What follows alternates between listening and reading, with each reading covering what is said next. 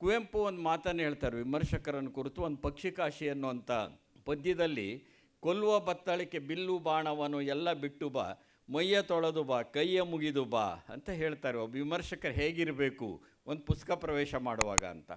ಒಂದು ವಿಷಯವನ್ನು ಪ್ರವೇಶ ಮಾಡುವಾಗ ಹೇಗಿರಬೇಕು, ನೀವು ಕೈ ಮುಗಿತೀರೋ ಮೈ ತೊಳಿತೀರೋ ಬಿಟ್ಟುಬಿಡ್ರಪ್ಪ, ಆದರೆ ಕೊಲ್ಲುವ ಬತ್ತಳಿಕೆ ಬಿಲ್ಲು ಬಾಣವನ್ನು ಅಲ್ಲೇ ಬಿಟ್ಟು ಬರಬೇಕು ನೀವು.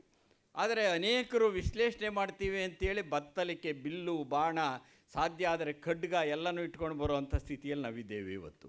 ಅಂದರೆ ಒಂದು ಬೌದ್ಧಿಕ ಚರ್ಚೆಯ ಅಸಾಧ್ಯವಾದಂಥ ವಾತಾವರಣವನ್ನು ಸೃಷ್ಟಿ ಮಾಡಿರುವ ಈ ಸಮೂಹ ಸನ್ನಿ ಇದೆಯಲ್ಲ, ಸಮೂಹ ಸನ್ನಿ ನಮ್ಮ ಸಮೂಹ ಪ್ರಜ್ಞೆಯನ್ನು ನಾಶ ಮಾಡ್ತಾ ಇದೆ ಇಲ್ಲಿ. ಆ ಸಮೂಹ ಸನ್ನಿ ಯಾವಾಗ ನಮ್ಗೆ ಹಿಡ್ಕೊಂಡ್ಬಿಡುತ್ತೆ, ನಾವು ನಮ್ಮ ವಿವೇಕ ಕಳ್ಕೊಳ್ತೇವೆ, ಭಾವೋದ್ರೇಕಕ್ಕೆ ಒಳಗಾಗ್ತೇವೆ. ಹಾಗಾಗಿಯೇ ನಾನು ಹೇಳಿದ್ದು ಕನ್ನಡ ಪ್ಲ್ಯಾನೆಟ್ ಯಾಕೆ ಮುಖ್ಯ ಅಂತ ಅಂದರೆ, ಇದು ಉದ್ರೇಕದ ಮಾಧ್ಯಮವಲ್ಲ, ವಿವೇಕದ ಮಾಧ್ಯಮ. ಇವತ್ತು ನಮಗೆ ಬೇಕಾಗಿರ್ತಕ್ಕಂಥದ್ದು ವಿವೇಕ ಇದು.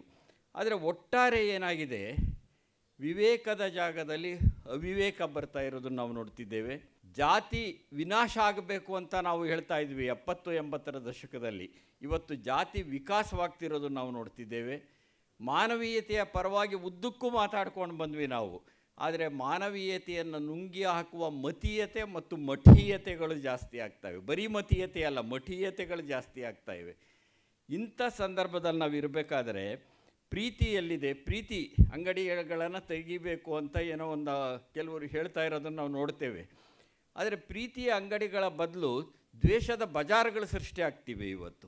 ಇಂಥ ಸಂದರ್ಭದ ಒಳಗಡೆ ಪ್ರಜಾಪ್ರಭುತ್ವವನ್ನು ಉಳಿಸೋದು ಅಂದರೆ ಹೇಗೆ, ನಿಜವಾದ ಅರ್ಥದಲ್ಲಿ ಸಂವಿಧಾನಕ್ಕೆ ಗೌರವ ಕೊಡೋದು ಅಂದರೆ ಹೇಗೆ, ಜೊತೆಗೆ ವ್ಯಾಖ್ಯಾನ ಇದೆಯಲ್ಲ, ಅಪವ್ಯಾಖ್ಯಾನಗಳೇ ಜಾಸ್ತಿ. ಇದು ಎಲ್ಲವನ್ನೂ ಅಪವ್ಯಾಖ್ಯಾನ ಮಾಡ್ತಾರೆ. ಈ ದೃಷ್ಟಿಯಿಂದ ಏನಾಗ್ತಿದೆ ಅಂತ ಅಂದರೆ, ಪ್ರಜಾಪ್ರಭುತ್ವ ಇದೆಯಲ್ಲ, ಆ ಪ್ರಜಾಪ್ರಭುತ್ವದ ಪಲ್ಲಟ ಪ್ರವೃತ್ತಿ ನಮ್ಮ ಸಮಾಜದಲ್ಲಿ ಜಾಸ್ತಿ ಆಗ್ತಿರೋದನ್ನು ನಾವು ನೋಡ್ತಿದ್ದೇವೆ.